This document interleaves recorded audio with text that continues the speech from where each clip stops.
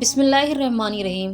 السلام علیکم معزز سامعین، آج کا ہمارا عنوان ہے کلوپترا۔ مصر کی عظیم الشان تاریخ کلوپترا کے بغیر ناممکن ہے۔ کلوپترا کو حسن کی دیوی، بے وفائی کی علامت اور زہریلی ناگن جیسے القابات دیے جاتے ہیں، لیکن جدید تحقیق میں ان میں سے اکثر کو غلط ثابت کیا گیا ہے۔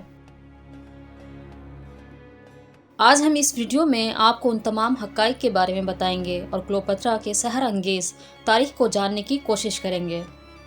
کلوپترا کو اس جہاں سے گزرے 2000 سال سے زیادہ کا عرصہ گزر چکا ہے۔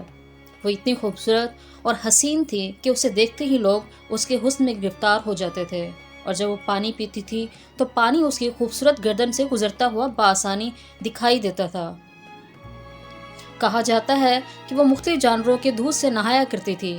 مصریوں کے مطابق وہ حسن کی دیوی تھی جو کلوپترا کے روپ میں اس دنیا میں ظاہر ہوئی تھی۔ خوبصورت عورتیں تو دنیا میں بہت سی پیدا ہوتی رہیں، لیکن کلوپترا جیسی شخصیت شاید ہی کسی کو نصیب ہوئی ہو۔ اگر بے پناہ حسن کے ساتھ عورت کو ذہانت بھی عطا کی گئی ہو تو یہ کسی کرشمے سے کم نہیں۔ کلوپترا حسن کی ملکہ تو تھی ہی، لیکن اس کے ساتھ ساتھ بلا کی ذہین بھی تھی۔ اس نے بڑے بڑے چالاک بادشاہوں کو اپنی زلفوں کا اسیر بنا رکھا تھا۔ کلوپترا مصر پر حکمرانی کرنے والی 33ویں خاندان کی آخری حکمران تھی۔ اس کے جد امجد سکندر اعظم کا جرنیل تیلموس تھا۔ اس نے سکندر اعظم کے مرنے کے بعد خود مختاری کا اعلان کر کے مصر پر قبضہ کر لیا۔ اس خاندان نے مصر پر 300 سال حکومت کی۔ 51 قبل مسیح میں جب کلوپترا کے باپ کا انتقال ہوا تو کلوپترا اس وقت صرف 17 سال کی تھی۔ مصر کے رواج اور قانون کے مطابق خاندان کی بڑی لڑکی تخت کی وارث بن سکتی تھی، لیکن اس کے لیے اسے اپنے چھوٹے بھائی سے شادی کرنی پڑتی۔ لہٰذا کلوپترا کو اپنے 12 سالہ بھائی سے شادی کرنا پڑی، اور اس طرح یہ دونوں مصر میں تخت نشین ہو گئے۔ دراصل یہ مصر کا رواج تھا، اور وہاں ایک بہن کا بھائی سے شادی کرنا کوئی بری بات نہیں تھی۔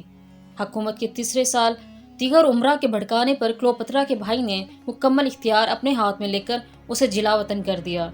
کلوپترا نے شام جا کر حکومت دوبارہ حاصل کرنے کے لیے فوج اکٹھی کرنا شروع کر دی، لیکن وہ جانتی تھی کہ جب تک کسی بڑی طاقت کا ساتھ نہیں ملے گا وہ مصر کی حکومت حاصل نہ کر سکے گی۔ اس لیے اس نے اس دور کے سب سے بڑے جنگی قوت روم کے شہنشاہ جولیس سیزر سے رابطہ کیا۔ کلوپترا کو کسی طرح معلوم ہوا تھا کہ جولیس سیزر خوبصورت لڑکیوں کا دل دادا ہے۔ کلوپترا خوب نہایت ہی حسین تھی۔ اس نے ایک جوا کھیلنے کا فیصلہ کیا۔ اس نے خود کو ایک قالین میں لپیٹا اور اپنے ایک خاص آدمی کے ذریعے خود کو جولیس سیزر کے دربار تک پہنچا دیا۔ ایسا عین ممکن تھا کہ جولیس سیزر اسے پکڑ کر اس کے بھائی کے حوالے کر دیتا اور وہ اسے قتل کر دیتا، لیکن کلوپترا کو اپنے حسن اور جولیس سیزر کے حسن پرستی پر اتنا اعتماد تھا کہ اس نے آخری پتہ کھیلنے کا ارادہ کر لیا۔ جب جولیس سیزر کے سامنے قالین کھولا گیا تو اس سے کلوپترا برآمد ہوئی۔ کلوپترا کی توقع کے عین مطابق جولیس سیزر اس کے حسن کا دیوانہ ہو گیا۔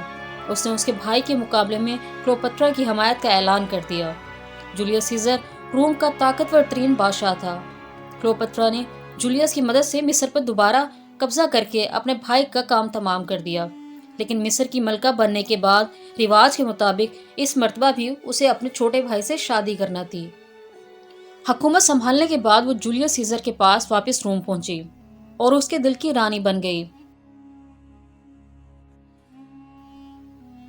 جولیس سیزر کلوپترا کے پیچھے اس قدر دیوانہ ہو گیا کہ اس نے پورے روم کو ایک جرنیل مارک اینتھنی کے حوالے کر دیا اور خود دن رات کلوپترا کے ساتھ عیاشیوں میں مشغول رہتا۔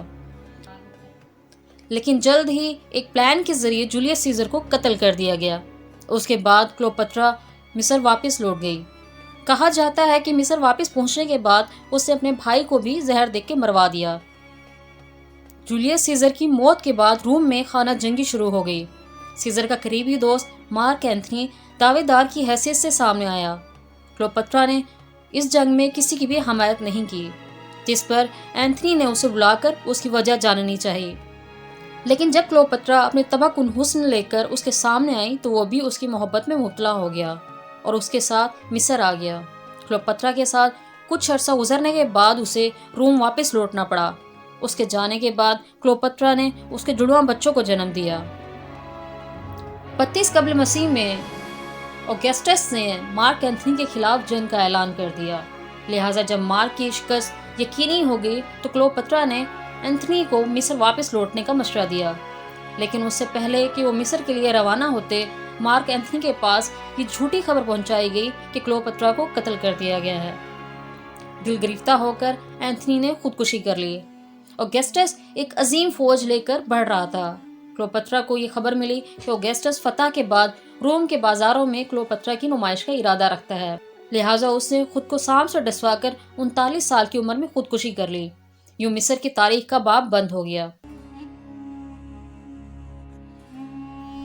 کلیوپاترا اپنی ہنگامہ خیز زندگی کی بدولت نہ صرف تاریخ کی کتابوں پر ہمیشہ کے لیے زندہ و جاوید ہوگی، بلکہ کلیوپاترا نے تاریخ میں خود کو ایک عجیب و غریب، سحر انگیز، حسن کی ملکہ، ہوس کی پجارن کے طور پر پیش کیا، جس نے اقتدار حاصل کرنے کے لیے اپنے حسن کا استعمال کیا۔ اس کی پلاننگ سے بہت سی سلطنت زوال پذیر ہوئی اور بہت سے بے گناہ لوگ مارے گئے۔ کلیوپاترا کو کئی مصنفین نے اپنی تخلیقات کا حصہ بنایا، اور شیکسپیئر جیسے مصنف نے کلیوپاترا کی شخصیت پر ڈرامے لکھے اور کئی مشہور فلمیں بھی بنائی۔ آج کے کئی کاسمیٹک برانڈ اور میک اپ برانڈ کلیوپاترا ہی کی دین ہیں، کیونکہ میک اپ کی ایجاد کلیوپاترا نے کی تھی، اور اس زمین پر وہ پہلی عورت تھی جو اپنے ناخن اور ہونٹ سرخ کیا کرتی تھی۔